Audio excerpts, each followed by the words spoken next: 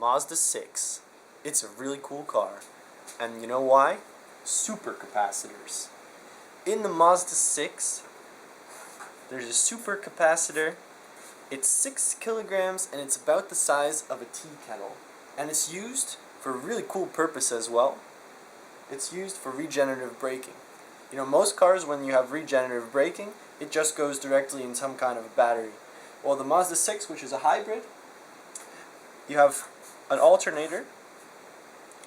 This is where the kinetic energy from the engine goes, and that connects to this massive supercapacitor, and it can charge it.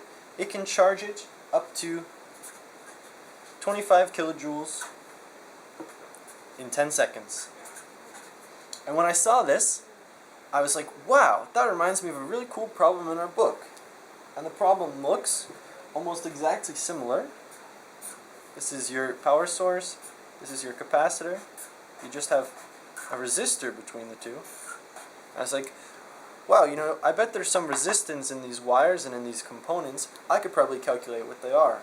So I went on the internet and I said, okay, what's the typical capacitance of a supercapacitor? It turns out it's about 5,000 farads. And we already know from an earlier video that you can find out the potential energy, or just the energy inside of a capacitor, using the capacitance and the charged voltage.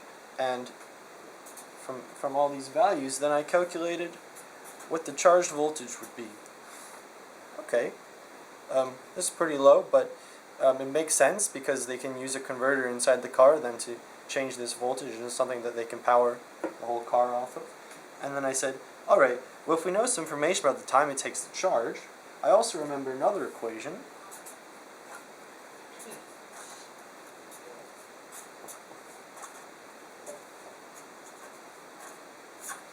And this equation will tell you how much time it takes to charge a capacitor.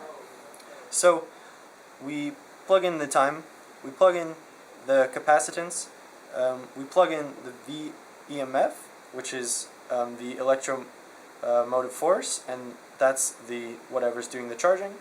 The V of the capacitor is how much the capacitor is at when it's charged, and if we plug all this in,